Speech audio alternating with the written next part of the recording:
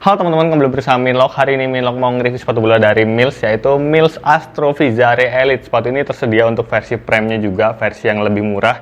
Dan untuk versi elite-nya dia tersedia dua warna. Warna hitam yang kita pegang hari ini, dan yang satunya itu warna putih.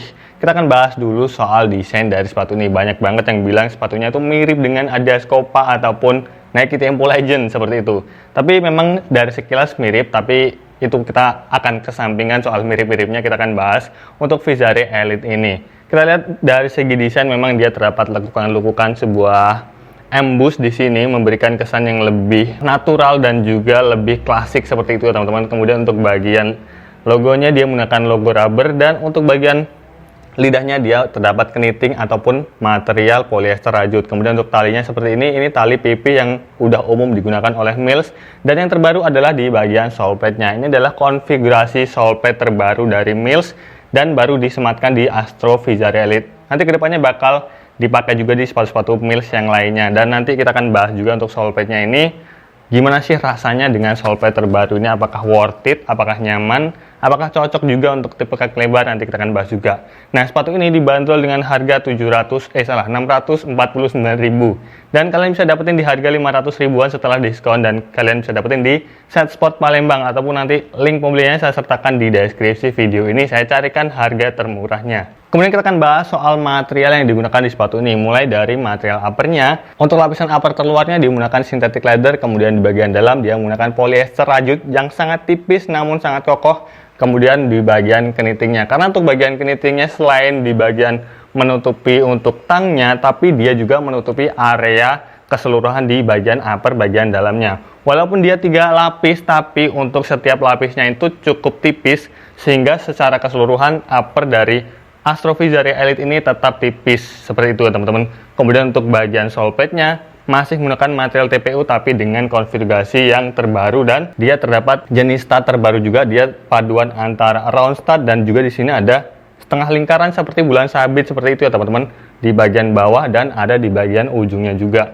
Dan untuk jumlah studnya dia ada 12. Dan di area heel counternya ini terdapat lapisan latex yang membungkus area back heel-nya, dan dia terdapat logo Astro. Ini cukup keren juga sih, untuk material bagian back heel-nya lebih solid dan lebih kelihatan mewah gitu ya teman-teman. Nah, kemudian kita akan bahas soal fittingnya. Apakah sepatu ini cocok untuk tipe kaki lebar? Sangat-sangat cocok. Jadi buat kalian yang cari sepatu dengan fitment yang cocok untuk tipe kaki lebar dan juga desain yang klasik, sepatu ini bisa jadi opsi buat kalian cobain. Karena ketika saya pakai sepatu ini dan tipe kaki saya itu slim, saya harus pakai kaos kaki yang lebih tebal. Saya biasanya pakai kaos kaki dari Ultrashock Top Training, jadi fittingnya itu lebih berasa ketika pakai sepatu ini. Karena sebelumnya saya sempat pakai kaos kaki dari Ultrashock yang Elite Match, itu sedikit lebih tipis karena memang dari segi desain memang lebih menarik. Jadi saya pakai untuk foto aja. Sedangkan untuk bermain ketika pakai sepatu ini saya selalu pakai Ultrashock Top Training, dan itu memiliki fitment ataupun feel yang lebih presisi ketika pakai sepatu ini. Oh iya, untuk bagian inner heel-nya lupa tadi kita bahas.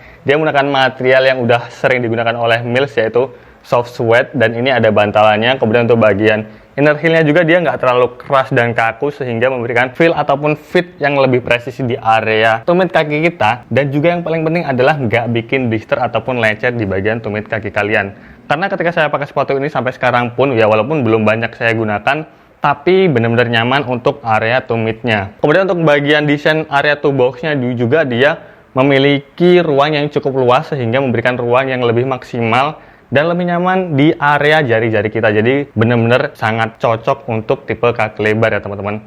Untuk area depannya kalian bisa lihat di sini cukup cembung, dan kalian bisa lihat untuk uppernya juga di sini lumayan soft. Nanti kita akan bahas juga dari karakter uppernya. Kita akan bahas soal bobotnya mungkin ya. Sepatu ini kalau kita pegang gini sebenarnya ringan, tapi ketika saya timbang ternyata lumayan berat. Ini size 38, beratnya sekitar 211 gram.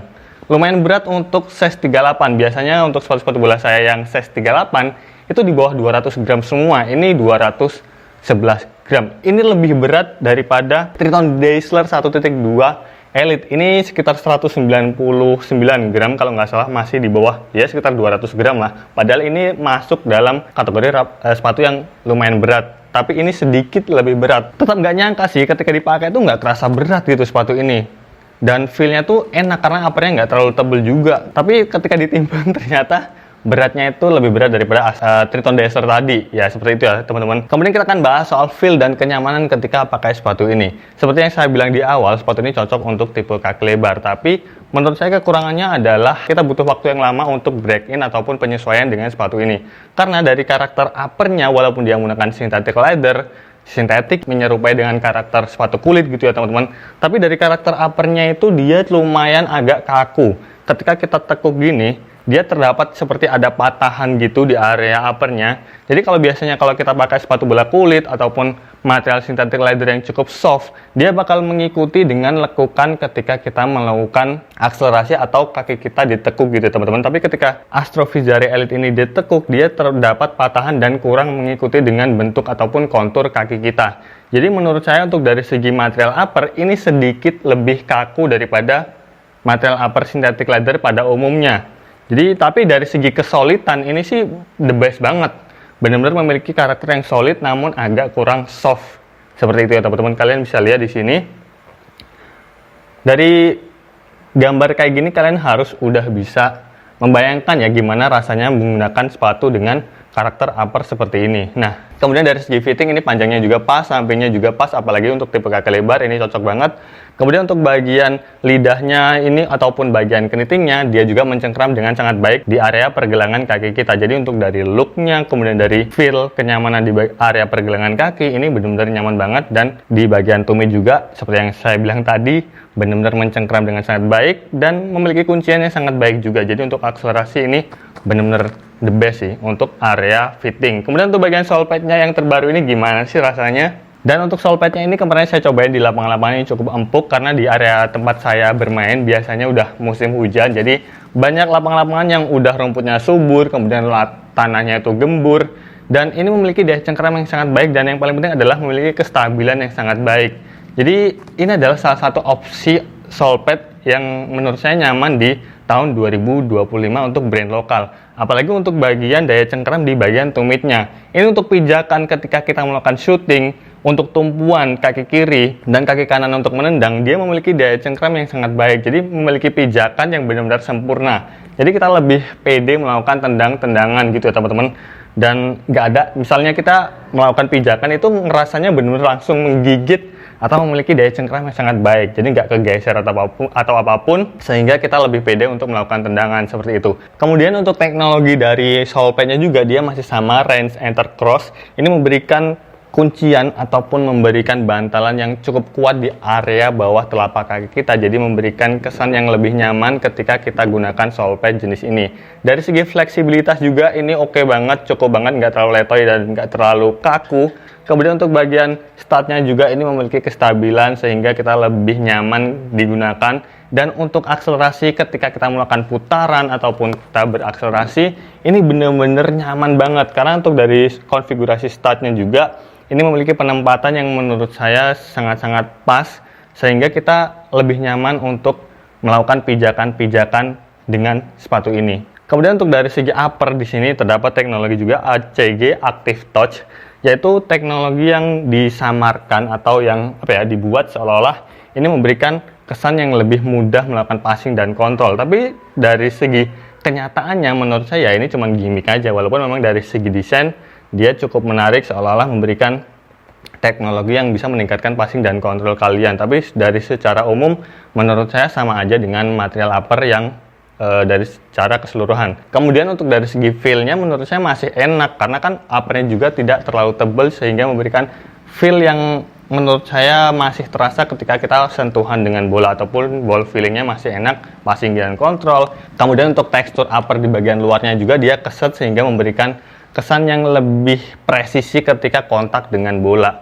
Jadi kalau kalian melakukan tendangan curve ataupun melakukan passing gitu ya, yang kontak dengan kulit bola itu masih berasa, jadi lebih mudah untuk melakukan tendangan-tendangan yang kalian inginkan seperti itu ya. Pokoknya intinya nggak licin gitulah ya. Nah, itu dari segi feel dan kenyamanan. Kemudian dari segi durability ya, walaupun ini masih baru beberapa kali saya cobain juga, ya masih belum ada hal-hal yang minus sih, ataupun yang udah kebuka lemnya itu belum kelihatan sama sekali. Tapi mungkin kelihatannya sih masih aman, karena untuk dari segi material juga dia bener solid dan kokoh, Saya rasa ini memiliki durability yang lebih baik daripada sepatu-sepatu bola dengan material upper kulit misalnya, seperti itu ya teman-teman. Jadi untuk dari segi durability seperti itu, belum ada hal-hal minus apapun. Kemudian dari segi finishing juga ini udah bagus banget, lemnya udah rapi, penaliannya, oh ya untuk tali juga ini agak aneh, tali yang kanan dan kiri ini panjang sebelah. Nggak tahu mungkin dari pihak millsnya atau pekerjanya salah ngambil tali sehingga panjang sebelah, tapi nggak masalah sih, biasanya saya potong terus talinya biar looknya lebih cakep. Ya itu hanya kesalahan minor yang bisa diperbaiki dan bisa dimaklumi. Kemudian kita akan bahas soal kekurangan dan kelebihan dari sepatu ini. Kekurangannya menurut saya adalah yang tadi, kita untuk material uppernya ini agak kurang soft sehingga butuh waktu lama untuk adaptasi ketika menggunakan sepatu ini. Dan kelebihannya, sepatu ini cocok banget untuk tipe kaki lebar, walaupun tipe kaki saya slim, tapi banyak juga orang Indonesia yang tipe kakinya lebar. Jadi ini kelebihan buat kalian yang tipe kaki lebar. Saya rekomendasiin sepatu ini untuk kalian cobain. Kemudian kesimpulannya, apakah sepatu ini worth it untuk diorder untuk harga 500 ribuan setelah diskon sih? Menurut saya cukup worth it ya teman-teman, dengan desain yang cukup simple. Dan menurut saya ini keren banget dari segi build quality juga. Dan ini sole padnya terbaru, sole padnya nyaman, dan cocok juga untuk digunakan di area mungkin yang posisi sebagai gelandang, back, ataupun kiper gitu ya teman-teman. Ini sangat-sangat cocok untuk kalian cobain. Ya mungkin agak berat sedikit, agak kurang cocok kalau posisi kalian sebagai winger misalnya. Kalau suka dengan sepatu-sepatu bola ringan, ini bukan termasuk sepatu bola dengan bobot yang ringan. Tapi dengan segalanya overall, menurut saya ini sangat worth it untuk harga 500 ribuan.